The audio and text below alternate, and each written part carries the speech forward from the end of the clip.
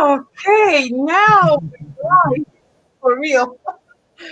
Thank God I looked up. The other time we were in live, I was just talking like that's fine. Oh, it's 3:02 in Nigeria today, and Yvonne, it's 9:02 by your time, right? Yes.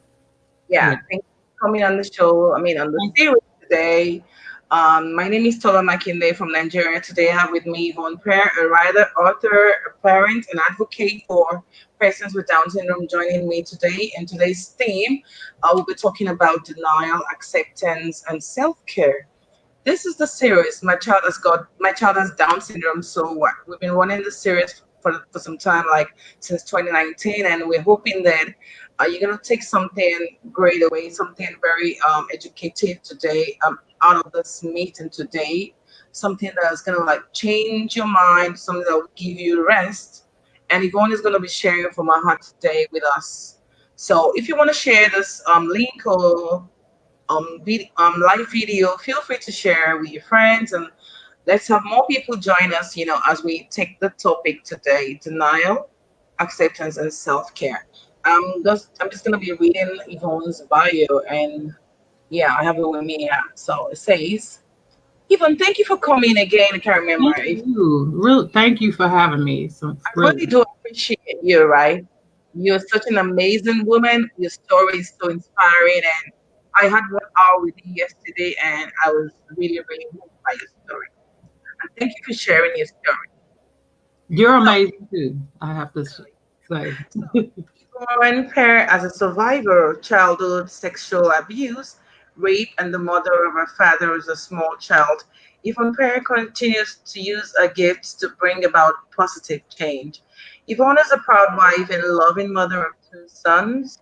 Her youngest was diagnosed with Down syndrome after birth, which ignited a passion for using her voice to make a difference. That's amazing. Oh, Yvonne's journey. Oh, sorry. I don't know what I get. Yvonne's journey of advocating positive awareness for Down syndrome began in 2004 when she launched Have Your Heard, Have Your Heard, an online community that evolved into the HYH Rise Awards in 2011. The awards were an online event celebrating and honoring those who were making a difference in the DS community. Our mission is to show the positive side of having a child with special needs. In 2007, she produced and hosted over 100 episodes of her own syndicated talk show, The Yvonne Pear Show. In 2010, Yvonne wrote an inspirational memoir, The Day My Soul Cried, with the launch of Y Pair Productions. Yvonne wrote, produced, and directed a stage play called Then You Stand in 2012. That same year, Yvonne wrote an award winning short film called Never Alone. In 2014, she executive produced the 2014 Rise Awards sorry, held in Decatur, GA. Okay, sorry. And Yvonne wrote a critically acclaimed musical dramedy stage play called It Takes Two. In 2016, she wrote a novelette, Zoe. That's your son's name, right? No, Zion is my son. Zoe is a fictional character. Okay, and executive produced the 2016 Rise Awards online. She's currently working on a web series called Perfect, due to launch in 2020. Yvonne holds several degrees, including an MBA received in 2010 and an MA in creative writing received in 2017. I was beginning to wonder, you must be a writer, right? There is a wife, mother, writer, producer, advocate, and survivor. Life is so much bigger than the eyes can see and the heart can feel. Yvonne's passion and purpose are to use the power of storytelling to give hope and provide a different perspective on life. Amazing, amazing, Yvonne. I see that you're a woman that has been kept by God, having been through all our breakdown and having a son with Down syndrome. I mean, tell us, Yvonne, how has this changed your life? Oh, having Zion, well, having kids, period, has dramatically changed my life. But Zion just took it to a whole, having Zion took it Mm. to a whole nother level. My kids are 10 years apart. Ah, Yeah, my oldest is just turned 28 and Zion is 18. mm. Um, so when I had Zion, which was in 2002, it wasn't as many resources as it is now. It Mm. wasn't, and the way the doctors gave the news wasn't very positive. Um, so back then, I didn't know anything about Down syndrome. So when I had him, it the way it changed my life, it's kind of hard to put into words because it made me really take a look at what I was doing with my life. It made me take a look at um, just everything, life in general, from a different perspective. Mm. Wow. Wow. That's so. I know, right? How did you handle the diagnosis? Like when they broke the news to you, how did you handle it? Initially, well, I kind of knew. I kind of had a feeling that my child, my unborn, had special needs. The power of intuition is amazing. Um, What? Intuition? Intuition is Wow. amazing. Mm. I would have dreams about having a child with special needs, and so I started trying to accept it then, even though the doctors hadn't said anything and or nothing. And of course I thought maybe it was my uh fears or concerns or something like that that made me think that. But I was like, I it was so strong that I couldn't, say that, oh, I'm just, most pregnant women, that's a Mm. concern. Is my baby going to be okay? So but I knew, I had a strong feeling that my child had special needs. So when they delivered the news, Can I stop? um, Did you pray about it when you were having the intuition? Did you pray? I probably did. I don't remember. I'm sure I did. But I didn't pray it away. Oh. It was more like acceptance, trying to accept that this is the fate of my child. Hmm. So it was more, I went through more of a journey of accepting it, and which it wasn't really that hard for me to do. So I used to work at Walmart when I was in my early 20s. Okay. And they used to have these pictures of kids that had Down syndrome on the back where we clocked in at. And during that time, I didn't know anything about Down syndrome or nothing. This was the 90s. And so I would stare at these pictures like while I'm waiting for the clock, so I can clock in or clock out. I would Mm-hmm. just stare. I felt drawn to these pictures. So when I had Zion, I immediately referenced back to the kids, that Walmart used to sponsor. So, Hmm. but I couldn't give it a name. I couldn't, but I knew whatever it was, whatever their special need was, Zion had it too. Hmm. So when they took Zion and they still hadn't recognized that he have it. Mm-hmm. So I went to he couldn't digest his food, his not food. He couldn't digest the milk or anything. So they Yeah. took him to, That's flux, something like that. no, I'm not sure what he just, and to this day he still have digestive issues. Oh. I have to um just his food don't process I guess the way it should, but it's no diagnosis for it, just constipation, I guess. No. So so I went to when they took him to ICU, pediatric ICU, when we went down to go see him, the doctors, you could see on their faces saying, here they come. So Hmm. um my mind automatically went to the worst, and not because he possibly have, special needs. My mind went to that because during my pregnancy I was gestational diabetic. So Okay.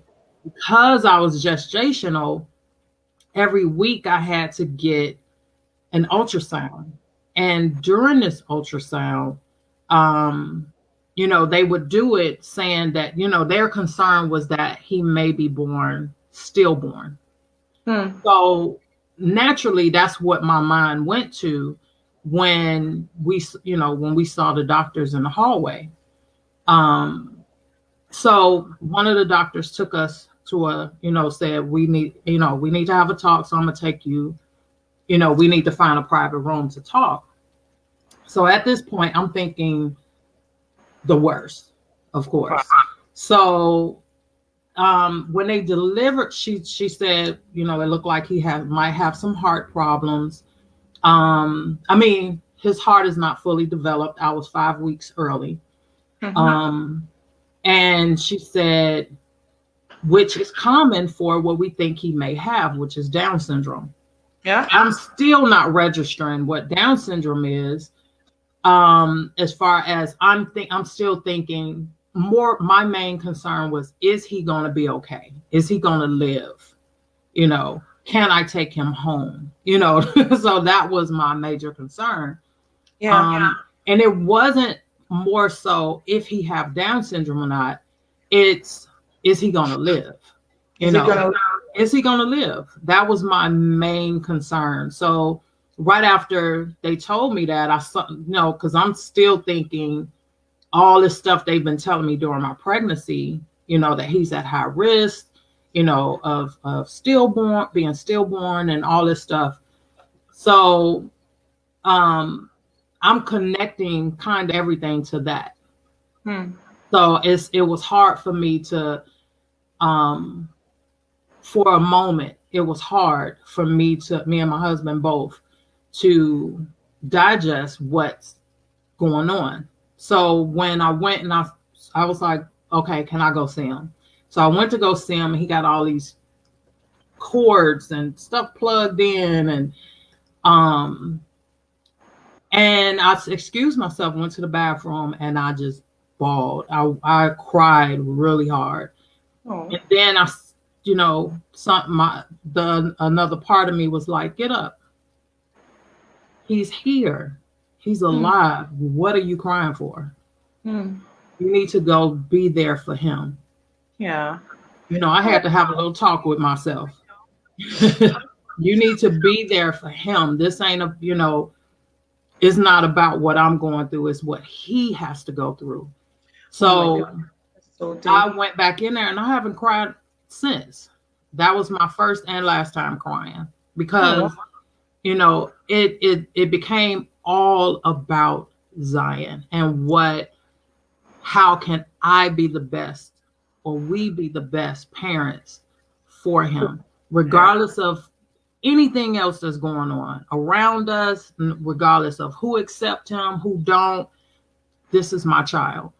And I'm going to love him and give him everything I possibly can, Yeah. so. Wow, that's so amazing. Talking about rejection, talking about acceptance.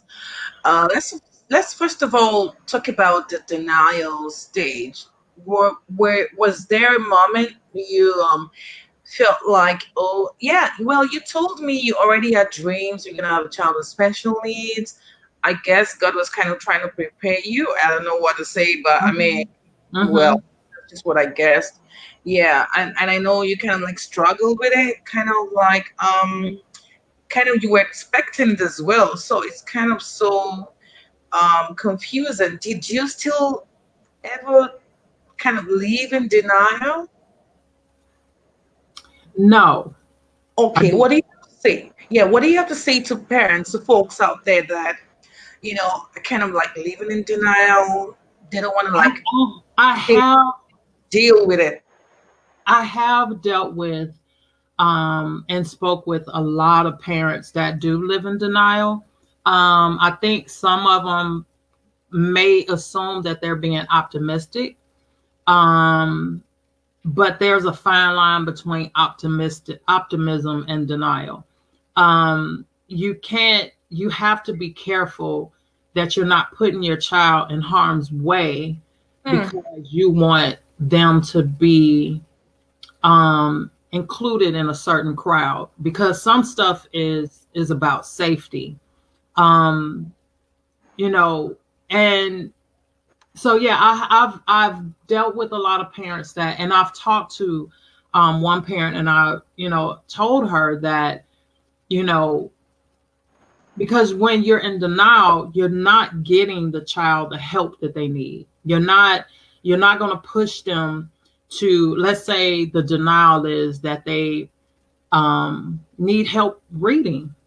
you know you may be extra hard on them, and they're already really doing the best that they can, and you're being so hard. Now, I'm not saying don't push them to their potential, Mm-hmm.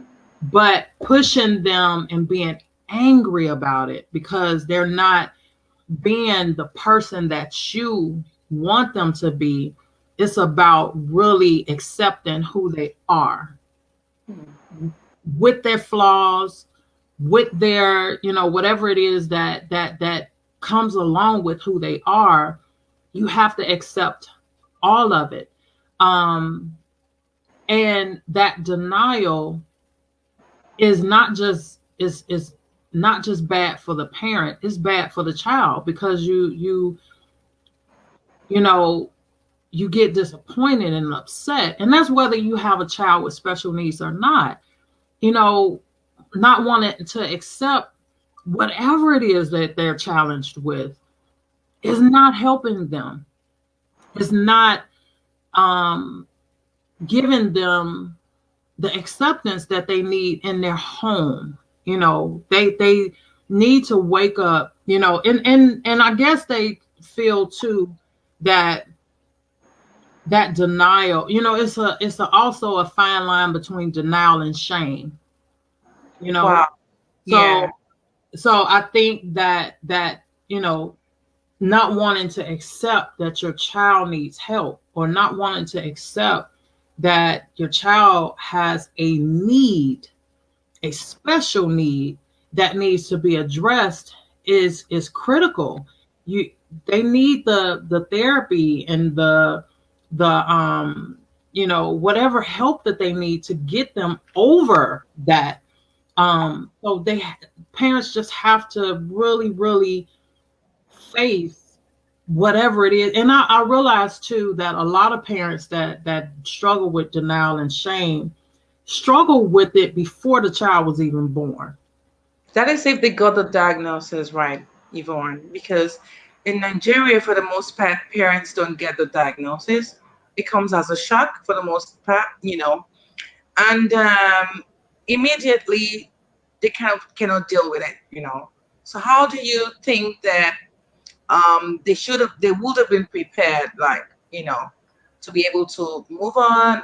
For me, I can't even deny it. Like, I lived in denial for a short while, but at the same time, I felt a kind of shame, like I didn't deserve to have this child, and I'm like, why me? And I think that goes for everyone, but for me as well. I told you that the stigma started from church, Right. because a lot of people think that you should just have a baby and have a normal, like, if you don't have a if you have a baby and you're like having a baby with disability or something like that, then something must have gone wrong. I was told that, oh, that okay, they were praying for me, I needed to ask God for forgiveness. It looks like it was punishment for my sins or something like that. I don't think God is that wicked. I don't. No. I wouldn't think God is wicked. We don't have. We don't serve a wicked God. So a lot of people over here are not even educated by doctors, to go for a prenatal tests. And even if, I mean, I think that's going to even increase the rate of abortions. I don't think I want to go there, It right? does. Yeah, It does. because, Here, okay. So can you, yeah. I mean, you've tried to say something about denial, but I know that a lot of people you speak to will still kind of like not be able to wrap their heads around the fact that they have a child with Down syndrome, because everyone believes that I want a perfect child. Like I don't need to, I don't deserve, you know, to have a perfect child. On the flip side, Yvonne, do you know that if people have done something like bad or something like bad in their past, in their past, you know, they might feel that that is the kind of like reward for their wrongdoings. I'm just thinking, Wow. some people would think that way. I don't think, like you meant touched on a few seconds ago, I don't think that that's the type of God that we serve. Okay. Um, I think that, and that's the whole thing about perfection, which is a web series that I just launched called Perfect. Yeah, you can share Um, that. You can share that with us. Just tell me. I'll type it in the comments. Okay. Perfect is a web series. And it's touching on that very thing, and people share, it's a 6-part series, and each series is a different person, or whether it's a parent or one is a self advocate, sharing their journey, sharing, a small glimpse of their journey and the hopes with, the thing, like you were just saying about perfect, we nobody's perfect. Nobody's And perfect. we're and saying that I don't have a perfect child, you're Hmm. never going to have a perfect child, Because because you're perfect. perfection don't exist. Hmm. So um knowing what their you just know up front what their challenges are, but we're all going to go through challenges, we all face challenges. So to say, well, throw that one back in the back, in the batch, let me get another child, um is don't really make a whole lot of sense, because you don't know what type of challenges that next child is going to have, even if they appear perfect. So, Absolutely.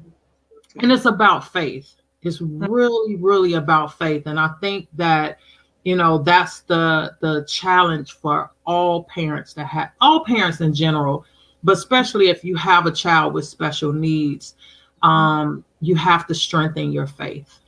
I Hmm. think strengthening your faith will get you through the denial. And not that, I don't know how to explain it, because sometimes people think faith is they go into denial with faith too.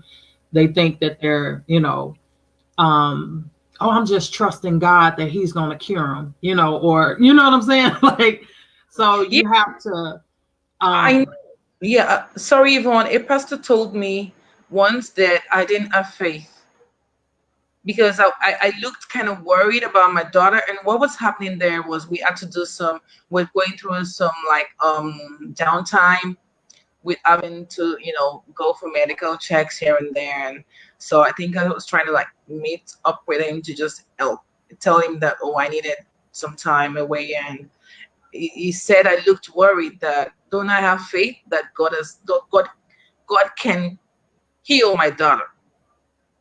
So a lot of people get it twisted, and how do we address that, Pat? having faith is also accepting what is, you know it's not just about praying away which and wanting things to be the way that you want it to be. It's about acceptance, and truly accepting that, you know this is who this person is. This is, and I'm gonna use the example of having, if I had a child that was gay. Okay. Um, and the reason why I want to use that is because acceptance is accepting, instead of praying away that they what their preference is, accepting, praying for you to accept this is who my child is. And the acceptance part is letting that child know that you're enough. You are enough. And not asking God to, no matter who the child is or what the challenges are, accepting that you are enough. I think that's something we all want and desire and need, and especially need it from our parents, that you are enough. I'm not going to pray away your challenges. I'm not going to pray away, now if it's something that needs to be fixed, a heart defect, of course, and you pray, of course you're going to be worried because this is your child. This is your baby. If you're not worried, I'm concerned. I'm concerned. If you don't care, that's a concern. So of course you're naturally going to be concerned because it's your child, it's your baby. I'm not saying walk around, just happy-go-lucky, yay, but accepting, that Zion, there's certain things, he may not be a doctor ever. I have to accept that instead of pushing him, because in my mind, I wanted to have a child. For example, let's say somebody said, I want to have a child that's a doctor. Now you're trying to push this child to be something that they're not because of what you expect and what you want. And it's about accepting who they are and who God created them to be.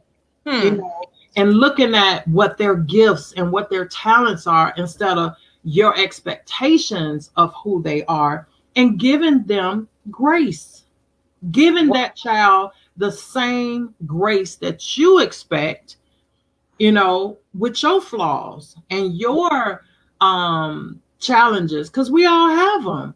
And that's what we all want. We all want, to know that I'm enough. I'm enough. So, the whole denial and acceptance and all that with our kids, we have to, and that's what love is. Love is not pushing this person to be who we want them. It's you love to understand who they and accept who they are. They are.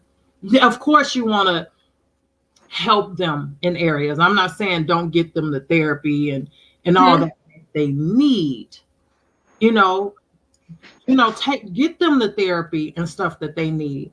Get them push them to their potential. But don't be so angry and hurt and devastated that they don't fit into a box that you've created for them. Wow. So powerful. Yeah, you're talking about, you're trying to say that even if your child does not have a disability, you need to just accept that child, because no child is the same, right? Yeah, and this is why some kids get abused in schools. Like, they think they're slower, they think they're dumb, they think so. And this is just regular kids, typical kids, that are just a bit slower. Doesn't mean that, they're not intelligent, So you've tried to say that we need to, identify the strengths, try to push them to, we never know how far they can go. So I think what I want to mention here is to give them the opportunity. Like, that is so important. Yes. That's what I've done with Mo for the past, she's 9 years old. And that's what I've been trying to do with her. And for the most part, I see that sometimes she's ready, sometimes she's not. So you don't know the innate abilities. What you want to do is just try to understand your child and support your child and create the environment for your child to thrive, opportunities. Don't let them just sleep by, even if they sleep by. You can even create opportunities for your child just so you can understand how your child learns, your child's strengths, and what you can leverage on. Wow, powerful. So I really wanted you to, I mean, you've really, really done well talking about the denial state for me. I mean, for me, it's okay to be in denial, but you can't be in denial for too long. Right. Like, it's okay to cry, but Go on through it. Go you you still need to go clean your on through it. Feel what you gotta feel, yeah. and not beat yourself up about because you're feeling that way. But and the acceptance part is also you realizing what you're having a struggle with. What and get tapping into why is this so hard for me? Why can't I accept that they're not perfect when I'm not perfect? Why is this a struggle for me? And really, because it's not just about the child. Mm-hmm. It's about something that you're believing. It's about something that you're feeling. Those feelings was there before that child came, oftentimes. And the reason why I say that is that shame that was implanted from something else. It wasn't the child. You know what I'm saying? I don't know if I'm explaining it right, but I think beliefs or what you've been taught, like if you believe that this is children that are born with disabilities are punished or a punishment, then of course naturally you're going to be like, oh my God, why is God punishing me? Why is God, because of the belief is not the child. So really getting into why do I believe this and why do I feel this and fixing that and correcting that and dealing with God with that, and helping and letting God help you through your process of whatever. Because I really feel like our kids are here to teach us. We have, So, they have taught us mm-hmm. so much about faith and patience and love, Absolutely. unconditional love. So and I'm still growing and learning. I think that's the whole life thing, period. Until you take from the time you take your first breath to the time you take your last one, you're on a journey of learning and growing and evolving and becoming the person that God created you to be.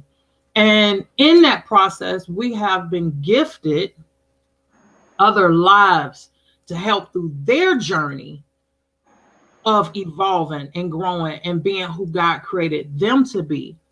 And I think when I got the diagnosis with Zion, the doctor said, the genetic doctor that gave us the results said, I'm so sorry this happened to you. Wow. He said, I'm so sorry this happened to you. We have technology now that can test you during your pregnancy. And if the baby is born, if you're unborn, if your next unborn has Down syndrome, we can, that's grounds for abortion. Wow. And I was so angry and upset. And I wasn't upset about him having Down syndrome. I was upset with the doctor because I was like, this is dangerous for another parent that may not have the same outlook I do. Absolutely. This can be dangerous. Your words can literally kill this child. From the parent, like, oh my God, that and I'm so sorry that. And what he told me, he said, you'll be lucky if he can tie his shoes. He's not going to be a contribution to society.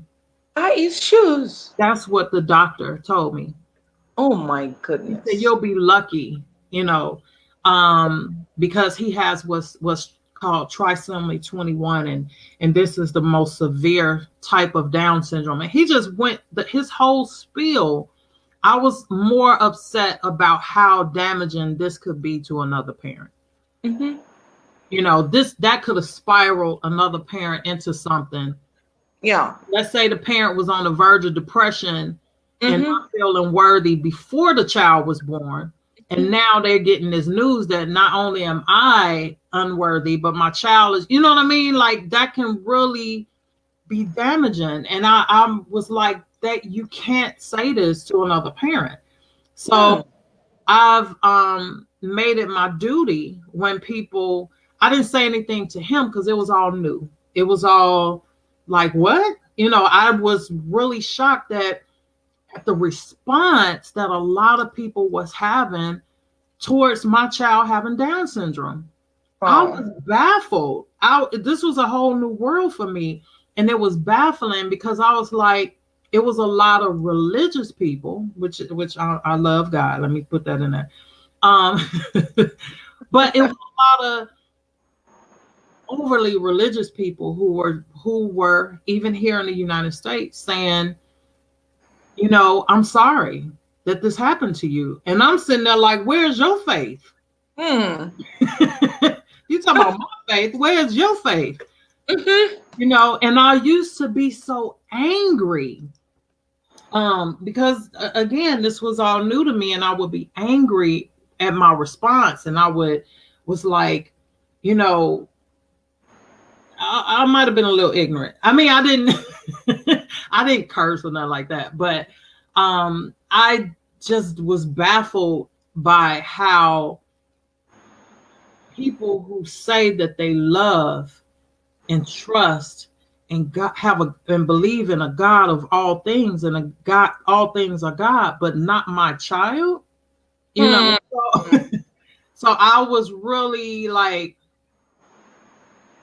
do you trust what you believe?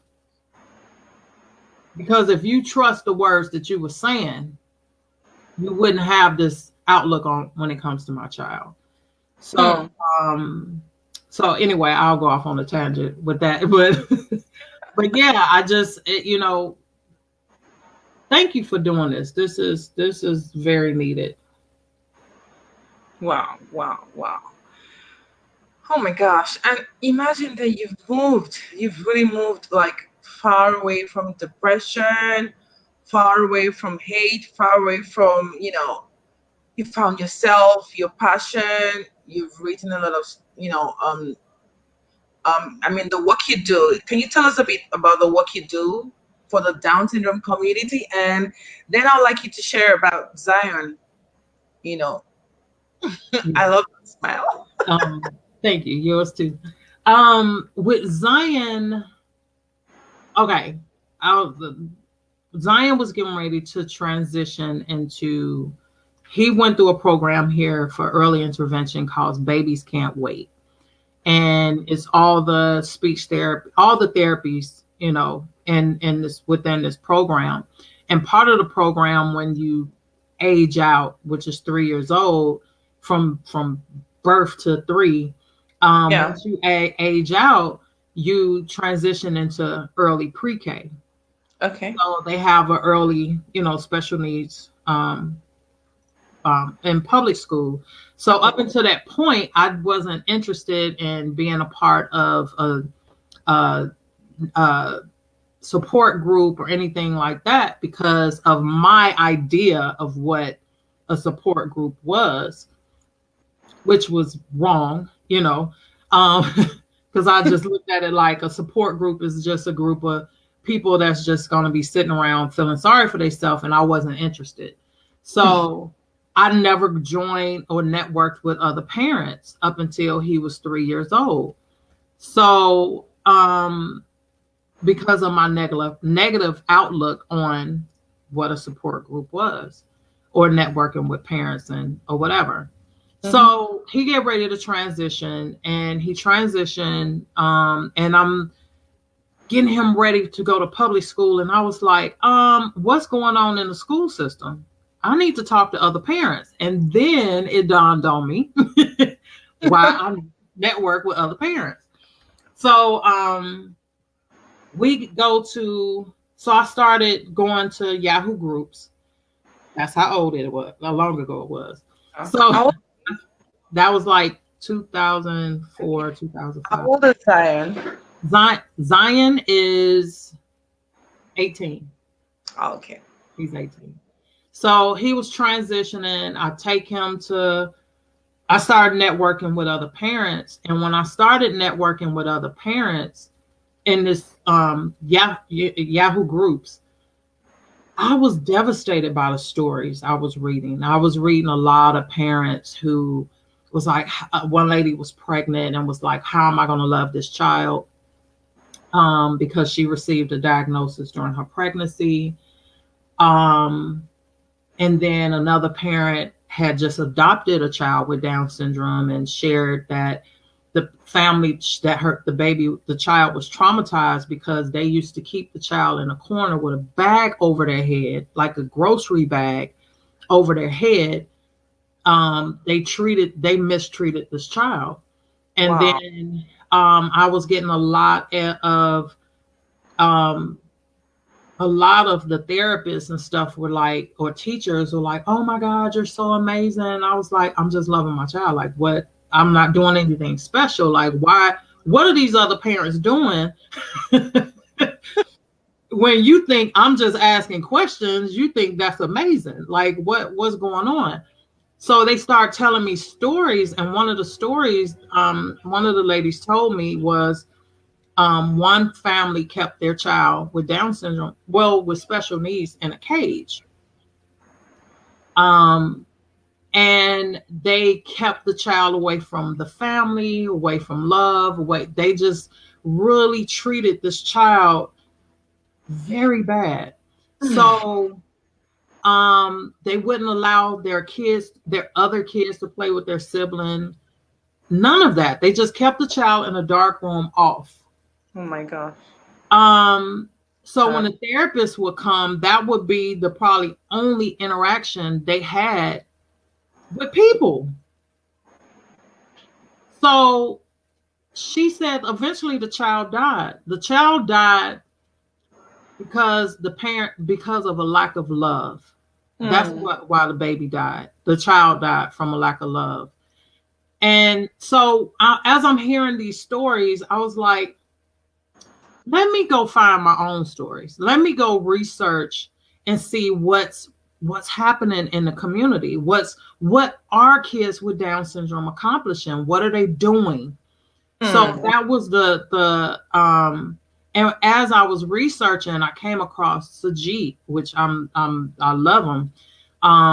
Sajid plays like 8 different instruments, and he's a black belt, and he's a third-degree black belt, and he has Wow. Down syndrome. Then you Wow. have What did you say his name is? Sujit, Sujit, Okay. Sujeet, Sujit. Wow. Then you have Karen Jeffries, who owns a nonprofit. She swam the English Channel. She's also a teacher. She's a parapro, and I believe she's a parapro, and she got her degree in science. Like, she has Down syndrome. So I started reading all these amazing stories, and I said, people need to hear this. Why Like, haven't I heard these stories? wow. People need to hear these stories about what these kids are capable of. Hmm. So, so I started. That's how I started advocating through projects. I started HYH. Have you heard? And I started getting their stories out, posting their stories. I started an online community, um, and then I started launching groups, and then I had the Rise Awards, which is a spinoff from Have You Heard?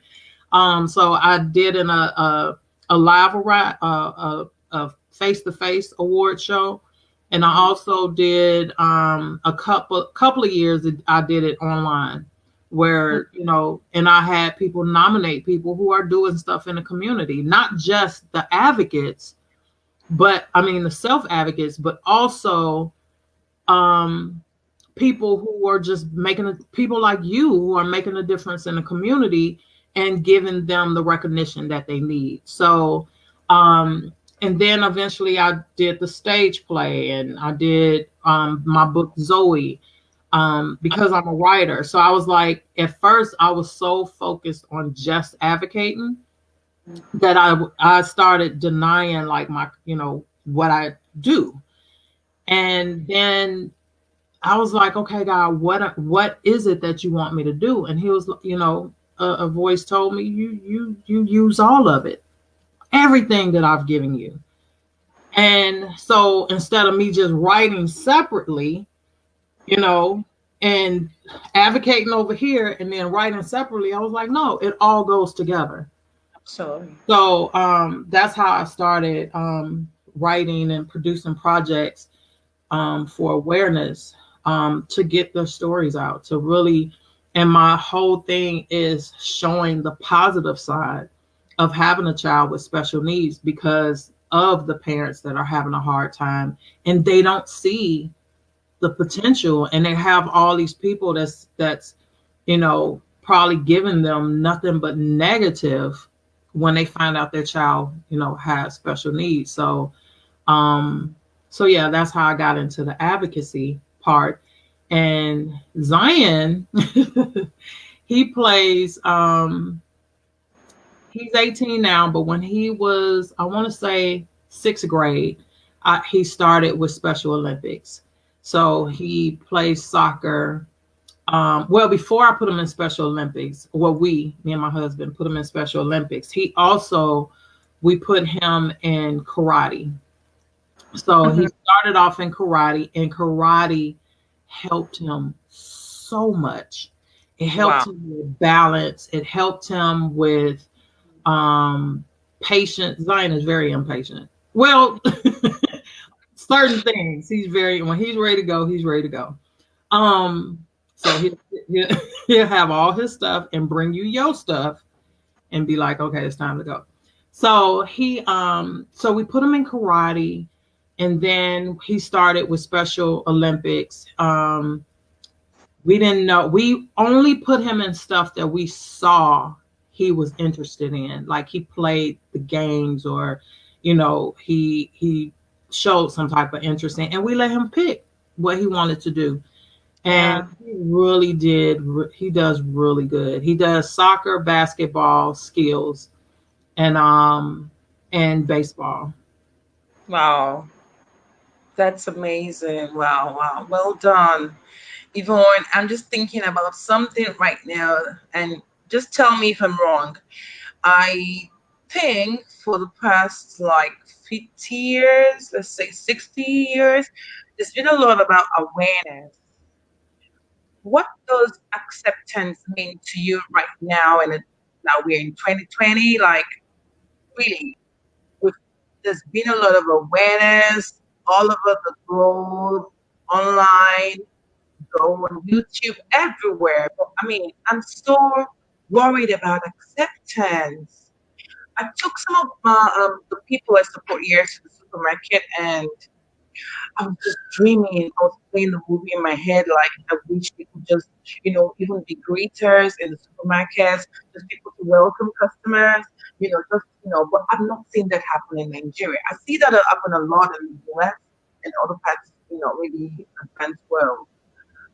What does acceptance mean, and how do we drive the community to accept, like, how can we drive acceptance? You and I know how we can drive awareness. What we are doing today is creating awareness, talking about persons with Down syndrome, letting people know it's okay to have Down syndrome, letting people know Down syndrome is not the end of the world, it's not a disease, and that it can achieve a lot in their lives when they have, I mean, if they get the right kind of support. So I'm confused now. How do you think we can drive acceptance? Can you just share? Because I know that there's been I know in the US there could be, or there is, stigma of some sort, right? Yeah, yeah. There's a I think that's gonna take some time. And yeah, it is a stigma more so in the Black community here, Mm. when it comes to having a child with special needs. And I think that stigma or that acceptance a lot of Black people think acceptance is, oh, I mean, they're part of the family, they come to the barbecues, you know what I'm saying? Like they It's think more. that's acceptance. But they don't.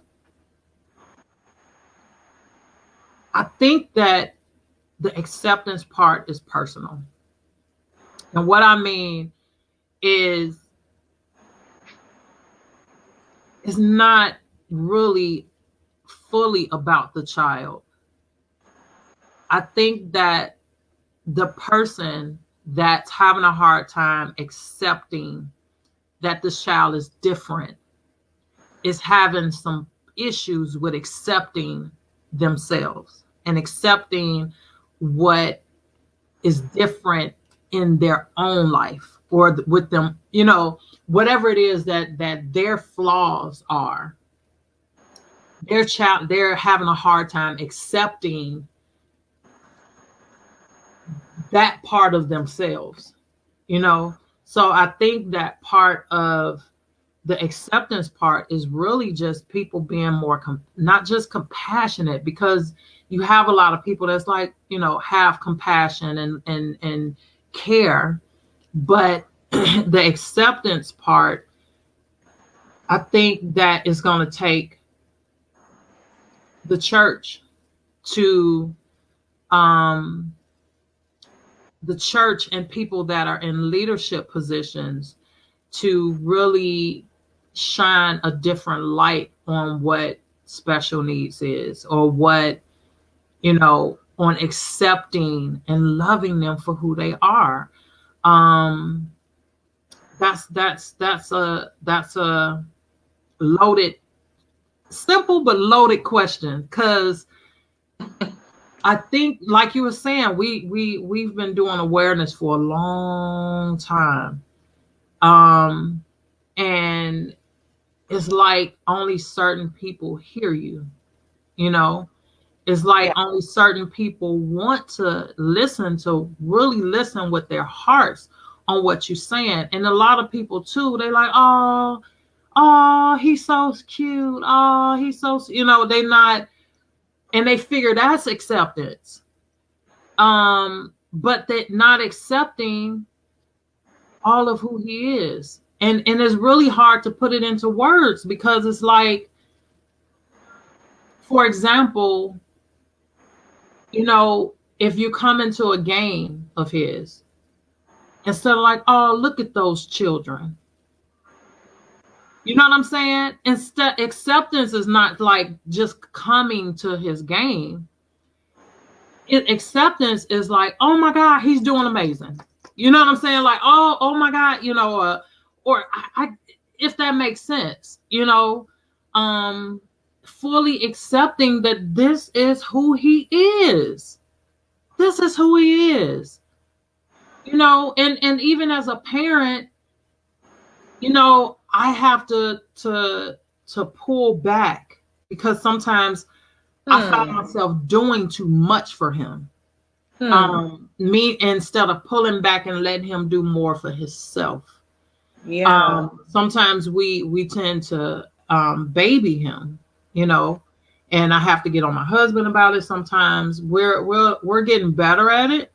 But even in that, accepting, the fact that I need to pull back and let him learn, let him fall, let Let him make him, mistakes. Let him not make in mistakes. a dangerous way. I'm not going to just throw him to the stove and tell him to cook something, but, but, accepting that, okay, it's going to take him a little longer to do this. It's going to take him a little longer to get this, and being patient enough to let him make mistakes and learn how to do it, whether it's brushing his teeth properly, or it's making his bed, and accepting, because a lot of times I realized that I was helping him because it wasn't perfect the way he was doing it. Oh, You know what wow. I mean? Like, if he's making his bed, he's not making his bed the way I want him to make his bed, for example.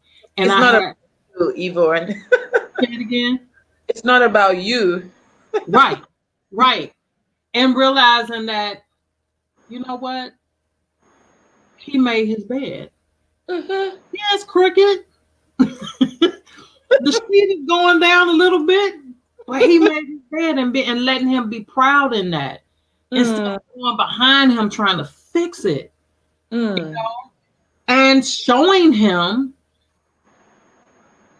this is how you make your bed. How you make your bed.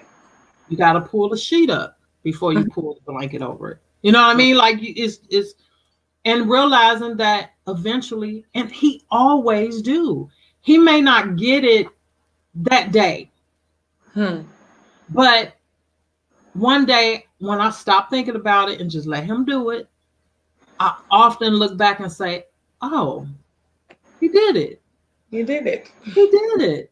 Mm-hmm. And be proud in that, you know, and let him know because he looked for validation like we Mm. all do, especially from his parents.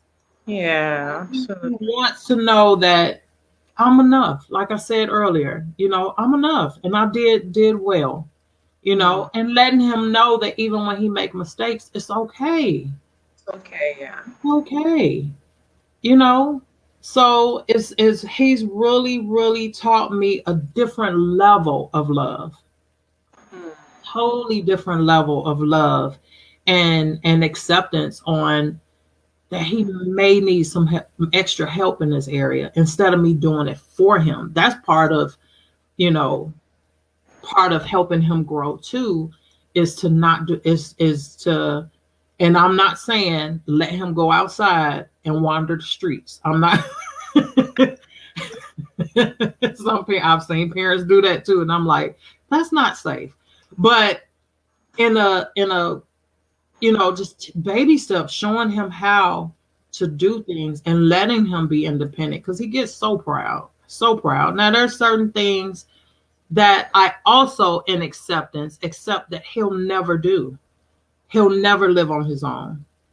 There Mm. are a lot of kids with Down syndrome who do, Mm. but it also has to do with their level of functioning. Yeah, so you're choosing your battles, right? Right. Yeah. Yeah. And I'm Hey, okay with that. I'm okay with that. it's I don't, okay, yeah. yeah, I don't want him to leave no way. So I'm okay with that. Yeah. Oh, well.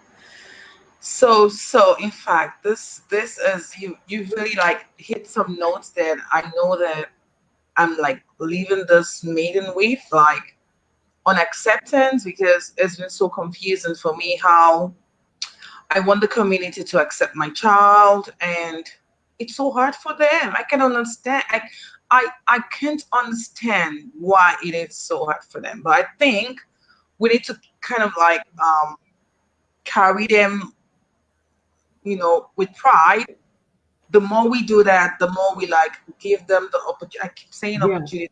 I know that would eventually, you said it was going to take long. I believe you. It's going to take long. It's going to take a long time because I know that sometime in the US, persons with disabilities were institutionalized. And I know that Mhm. that was a very hard period for the most part, you know. And I can imagine if they thought that persons with Down syndrome are not worth, the stress that they're not worth anything at all. Yeah. And for me in Nigeria, what we're trying to do is to keep changing the face of Down syndrome, to change the way people perceive our kids with Down syndrome. That is just the whole idea of what we're doing. We just want you to know that this child has got Down syndrome, but Down syndrome does not define who this person is. And then it's a lot of work because you asked if celebrities were involved with the work. Hmm. And I just want you to like look beyond that and just because in all of this, we are the ones that our kids live with. We are the ones that wear the shoes. We just need people to empathize with our kids, not even us. Like, don't even say, oh, sorry. Don't say sorry. Don't say sorry. all you want to see is the child before my child's diagnosis, and then we can together see my child's strengths. So don't say, hey, your child can do this, your child cannot do that. I don't know that the word can't in my dictionary, Right, right, because in the end, I'm dealing with depression. I'm dealing with how to, move away from the shock, the shame, the denial. I'm trying to accept that my child is my child. I love my child the way my child is. I need you as well to accept my child. I need you to love my child. I don't need you to stigmatize or mistreat my child. And we get it a lot from schools, even in churches. Like, I'm saying churches because they don't understand. And let me give you an example of someone saying, in church, that your child cannot go to the front of the church, like the towards the altar. You need to hold your child down, right? Your child is disturbing the service. You need to hold that child down.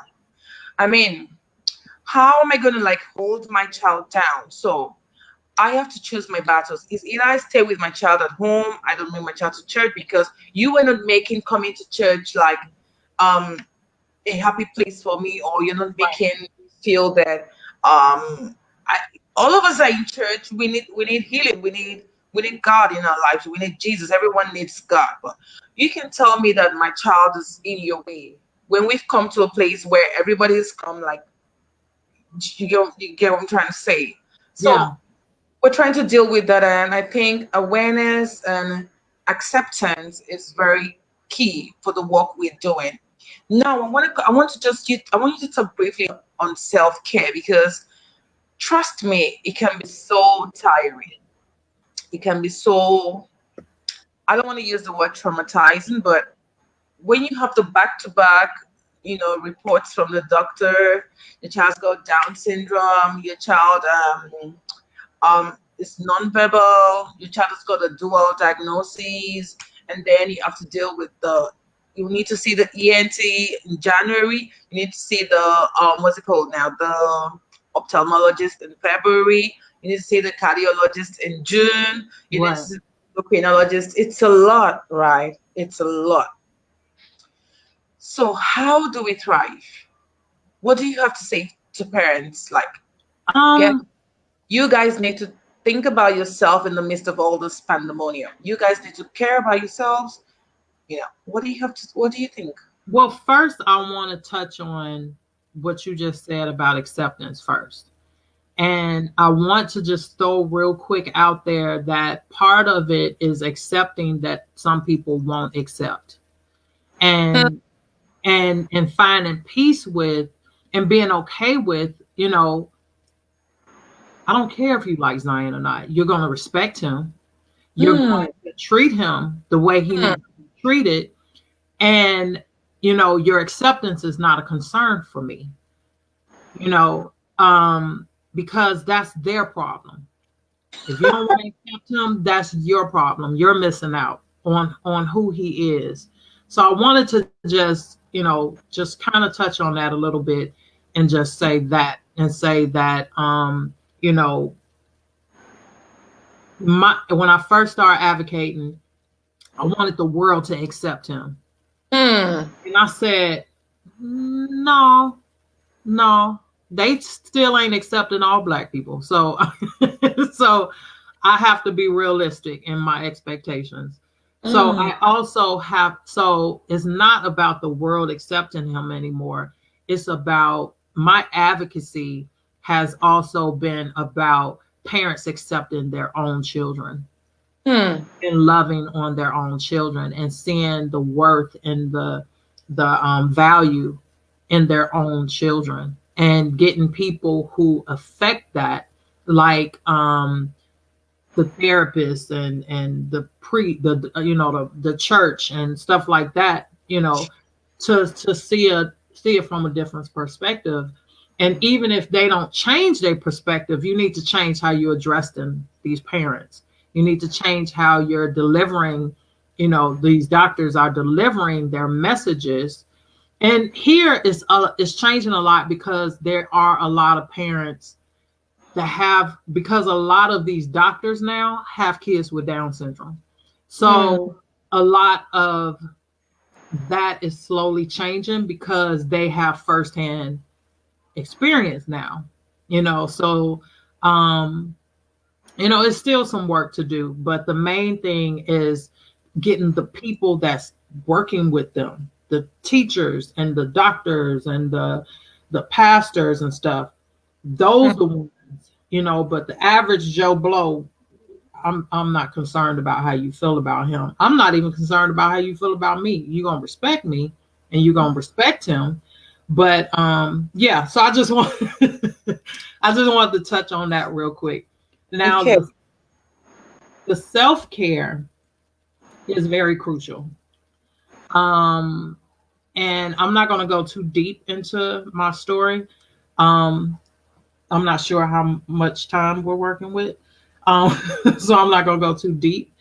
Yeah. But just wanted to share with parents how crucial it is to care for yourself. 3 years ago, I had a massive heart attack. Hmm. And I was in ICU for 8 days. And I was in the hospital a total of 15 days. I went into what's called cardiogenic shock. Oh wow. So not just the heart attack, but they I had to get 4 different blood transfusions. My goodness. Um, I had to my heart stopped for six on my right side. My heart stopped for 6 days. I was on a machine called the Hmm. impeller machine that was keeping me alive for 6 days. And it's a balloon that they take, and technology is amazing because they went in through my groin. They didn't have to cut me open, and they went in and they put, it was a balloon that was helping my heartbeat, Wow. because it wasn't beating on its own. So after 6 days of that, they eventually were able to slowly wean me off of the machine, and my heart started beating on its own, You were a fully on its miracle. own. Wow. And my lower lungs collapsed. I was coughing up blood. It was um I was swole 40 pounds. Like overnight, I just blew up 40 pounds of water. So I was big, my face was huge. Um and that's part of the heart failure. And plus I'm diabetic, so my blood sugar was sky high. It was almost 500, or over 500, and it was a lot. My lungs, my lower part of my lungs collapsed. My kidneys and my liver are enlarged. So This is I was literally, huh? too much for one person. What? I Me? literally, huh? Are you kidding me? No, ma'am. God is good. God is God, good. So I meditated. Before then, I was really into meditation and working out and eating right, and because I was diabetic, so I was already on the track to getting my health in order. But hmm. the doctor said probably helped save me, that my health wasn't in decline at the time. Um, so the cardiogenic shock was the part that made the heart stop and all that stuff. So I finally get out of ICU after 8 days. I'm in the hospital for 15 days in total. And then after I got out of the hospital, that's when I literally went from kickboxing the day before my heart attack to because I was taking some kickboxing classes Mm-hmm. and some piloxing, which is boxing and Pilates and dance all together. Very intense workout. Anyway, so It, I'm sorry, did it have any effect on your heart? it might have triggered it, but I didn't know I was in heart failure. Wow. I was already in heart failure. My heart had I was 90% blocked. By the time I had my heart attack, it was 90% blocked. Um, so it was the grace of God. It was really the grace of God. And I was extremely calm the whole time. And I think I just went into like this meditative state. I didn't want to hear the TV, the radio, nothing. When Wow. people came around, I cracked jokes because I didn't want them stressed or worried. Hmm. Um, and they had me on oxygen because my oxygen levels was really low. My blood pressure was like 50 over 30. Um, it had dropped to 50 over 30. So from then on, my blood pressure runs low now, period, from it. So it runs like 80 over whatever or 90. That's the average. The top number is 90.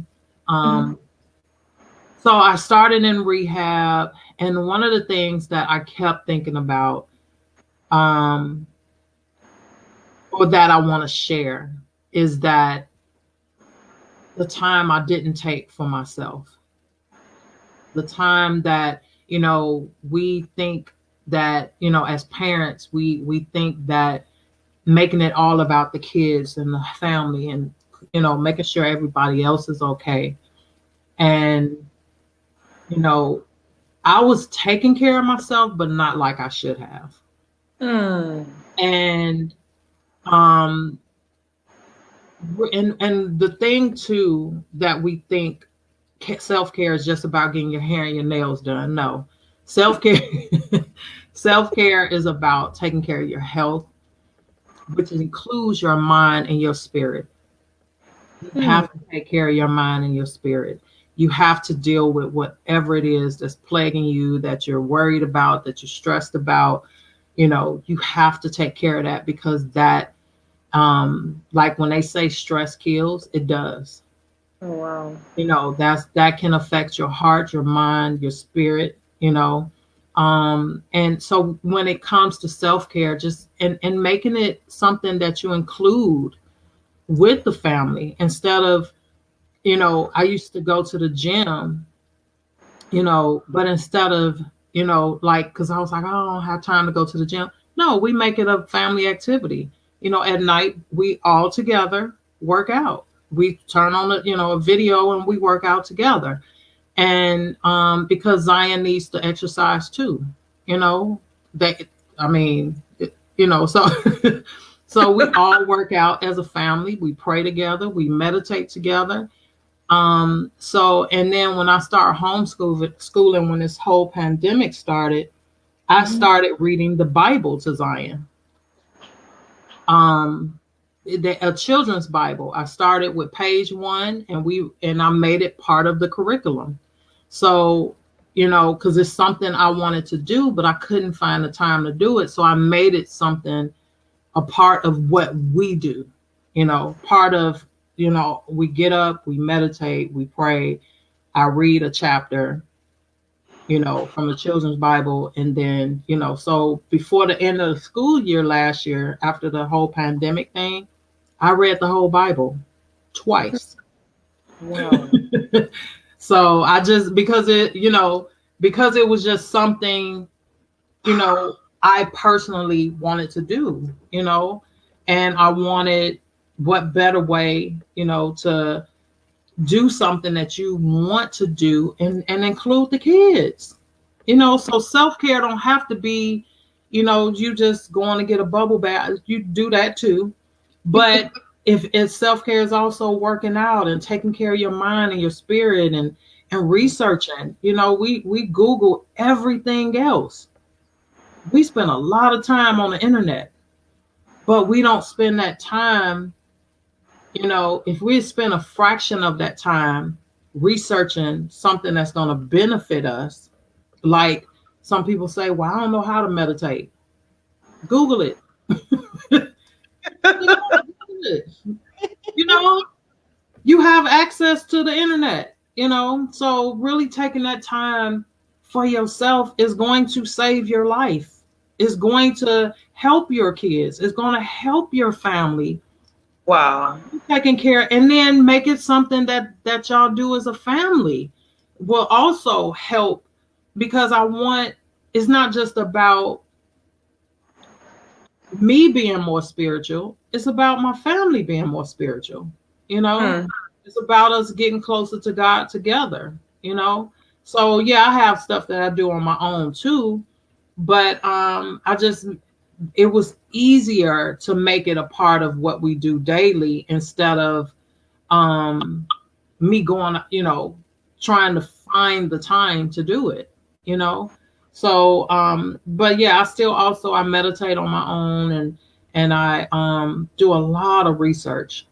I do a lot of research online as far as if I'm struggling with self-esteem, for example, I will Google it, and I would look on YouTube, and I would look up, okay, how do I overcome this? How do I, and I'll listen to lectures and listen to sermons and I'll motivational speakers on that specific thing, until my spirit feels better about it. I'll make it, we have to be intentional Yeah. about finding peace and giving ourselves the same grace that we want others to give us, or that we give in our family. We got to give that to ourselves. So it do feel selfish a little bit, not taking, having to take that time away, but you need it. You need to reboot. You need to, even if it's 20 minutes a day, 1 hour, toward something that you want, that you need, because Yeah. it's not something that you, oh, I want to. No, you need to take care of yourself. You need it, because while we're so busy taking care of them, we're not going to be around to take care of them if Hmm. if we don't take that time for ourselves. So I made part of my recovery, the working out and eating right, and not, we're all vegetarian now. Um so that made it easier, that it's a family thing. But my husband didn't start off being vegetarian with us. um and I say vegan, but we're not really vegan. I mean, we don't eat any meat. We don't eat any meat at all, including seafood. But I say vegan sometimes because people don't get it. And they'll just bring me chicken or turkey, and I'm like, no, I don't eat meat. Like, anyway, that's a whole other story. So, um, so yeah, self care is crucial. It's what you're eating. It's what you're doing. It's working out, and even if it's 15 minutes a day, really taking care. And especially during this pandemic, Mm-hmm. we really need to take better care of ourselves, because that'll help us fight any infections, or you know what I mean. Hmm. I heard a doctor say that the ones that are getting sick the worst are the ones who are obese. Hmm. Not just health risks, not just the ones that have a heart condition or stuff like that, but people that have a weight issue are having it harder to deal with COVID. So we just have to really we have to really take care of ourselves and love on ourselves, and as we love on our kids, because they need that, and they need to see us Yeah. best. They need to see us at our best. The worst thing a child can see is a miserable parent.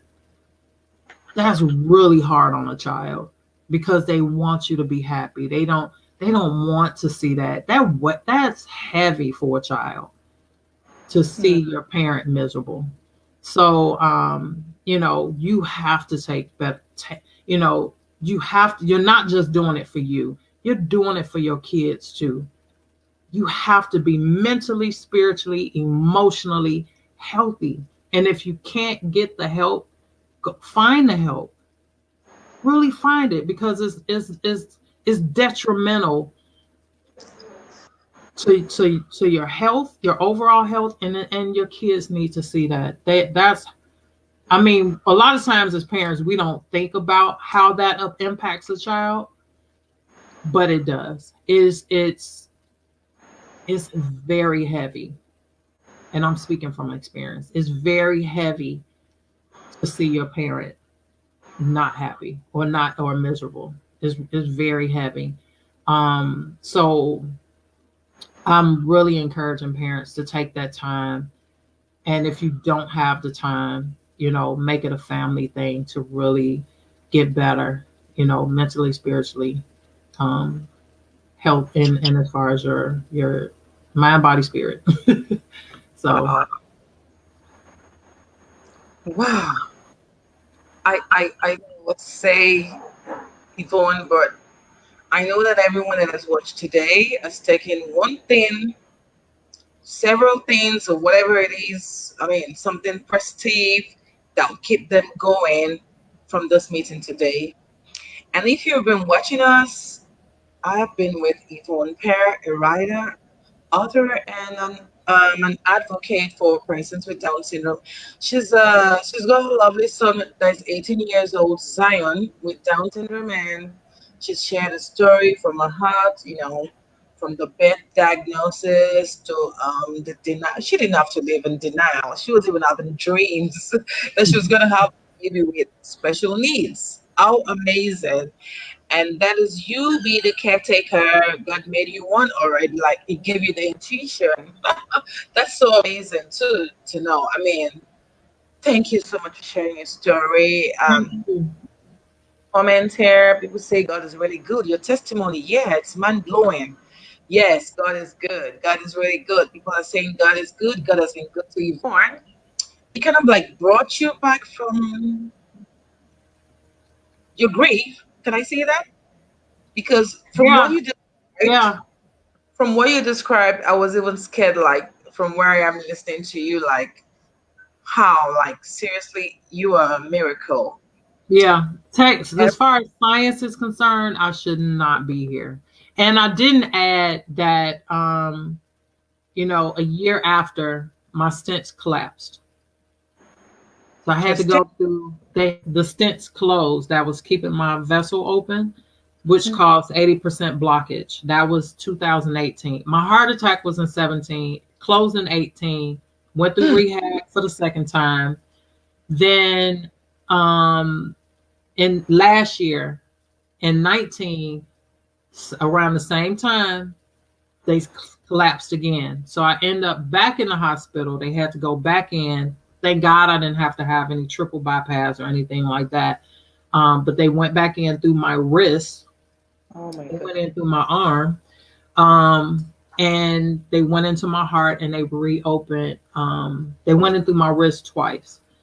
Um, and they went, which is amazing to me. But they went in and they put more stents inside the stents to keep them from closing again. So I had to go through rehab again, which that's a whole nother story. Um, because I went through survivor's remorse. I went through, um, because this journey is not just physical on any level. When you face something like that, you also have to go through a spiritual and emotional recovery too. So I mean, and what I mean by recovery, spiritually and emotionally, you have to start changing the way you're thinking and really changing, looking at, okay, what is it that God is trying to get my attention for? What is it that I need to change? What is it, you know, what's that's and I start really digging into, okay, what is my purpose? And what have I been running from? And why aren't I living my purpose? Yvonne, are you kidding? And this is apart from your rape story, your the mother of your father. What else? All those horrible stuff like you've been through. We wouldn't be able to leave this meeting if you begin to share that today. I'm just so happy for you. Wow. And all of this, wow. I mean, all of when all this were happening, how do you think Zion was able to pull through? Did he ever have a heart surgery? No, he actually, when we went to I think we went to the cardiologist when he was a few months old. Maybe a year. He maybe a year old. or some, I can't remember the exact age, but when we went to go check on it, they were like, "Why did they send you here?" Wow. It was like, "Why did you? Why did? What did they say was wrong with his heart? Because his heart is fine." Hmm. So, whatever it was, it corrected itself. I think it was just underdeveloped. It Okay. hadn't fully developed. Mhm. The vessel hadn't fully developed. I'm always so happy when I hear, stories of the heart, like stories like the heart is fine, because it can be so devastating, having a child with Down syndrome and having to deal with the heart issues, been there, done that. And sometimes I really don't, I can live with the fact that my daughter's got a device in her heart. I can't even, so sometimes I don't even remember, like, but when I remember, I sometimes feel, oh, but I try not to think about it. I Yeah. just focus and try to just help her to be the best version of herself. And I'm so happy that you were able to share your story with us today. And everyone watching, I want to say thank you very much. We're closing in a Thank minute. you. It's been an amazing time with Yvonne Pierre, an author, and she's written several books. And I'm gonna like make her my mentor today. I've been struggling with my book. Well, because it's part of what I've been doing anyway. So you guys, every time I come out to talk about what I do, it is my book. I'm opening up to you guys to read. And then I'm trying to bring women and women to talk about their journeys, to talk about their stories, and that is what we do in World Pulse. World Pulse is like a community of women. And sometimes you think you're going through a hard time and you think, oh, it's over for you. You need to listen to another woman's story, another sister's story. And that's what happens in on World Pulse. Like, sorry, in World Pulse. Like, it's an online community where women share their stories and you know that Okay. you're not alone. So I'm also an ambassador for World Pulse, and I'm so happy that you've raised your voice today, and a lot of women have listened to you, even men. I like when I see fathers, I get excited because I know that they may not have a thing for what we do. I mean, all of this we're doing, but I mean, I've met so many amazing fathers as well. I want to say thank you for everyone that stayed till the end. Today, Yvonne Perry has shared from her heart. Like, we talked about stigma in the US, we talked about moving forward from a diagnosis, talked about the church. What position does the church hold, or religious bodies hold in trying to like shine their light on persons with disabilities, and how, I mean, shine the light on the community in such a way that they would be also be advocating or educating the public, about how to accept persons with disability. And we've been able to share so much. So you can share this video while we come to an end of the series, this episode on the series, My Child Has Down Syndrome. So what? Thank you so much, Yvonne. It Thank was so you. listening to you, learning from you, and thank God for your life. You're such an amazing woman. You've done so much. You've been able to turn around your pain. You weren't given excuses. Yeah. You had enough reasons not to do stuff like, yeah, I mean, God, you know what I've been through, and I need people to like come to my aid. I need people to help me. I'm helpless. I'm sick, and but God turned everything around for you, and you didn't have to stay in that position like for too long. And thank you, thank you so much. I wish you good health always. God bless you. Give my love to Zion. Yes, give my love to your family too. Thank you. You are absolutely amazing. Thank you for everything that you're doing. Thank you for everything you're doing for the community. It really, really is needed and necessary. And I'm glad that you answered the call when God called you to do his work. So I really, really appreciate you. And thank you for inviting me and having me on the show. I really enjoyed talking to you. All right. Thank you very much. Can you tell us about your how to read your books or something like that? I want to like post it. The easiest place, I have a couple of books. I also have my YouTube page have a lot of like my players on there is free to watch. The movie I wrote is free to watch. Um, and then my books are on Amazon, Zoe and The Day My Soul Cried. But the easiest place to access all that stuff is my website, which is ypierre.com. That's www.ypierre.com. IPIERRE. All right, we come to the end. Come to the end of today's series. Thank you very much. Have a nice day, everyone. Thank you, you too. Joining. Bye. Bye. Bye. God bless you. God bless you too. Okay.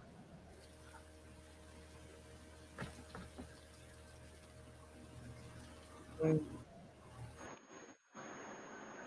All right, everyone. It's been a beautiful time with Yvonne. I was trying to post about a books. Yeah, you can find a book that was supposed to be Amazon, not Amazon. So I really want to say thank you for joining today's series. My child has Down syndrome, so freaking what? My name is Tola Makinde, and I live in Nigeria. I'm Nigerian. I'm Nigerian, and it was a good time, with Yvonne there. Thank you all for joining. Thank you for your comments. Thank you for joining from wherever you are. So you can feel free to share this video once the I end the broadcast.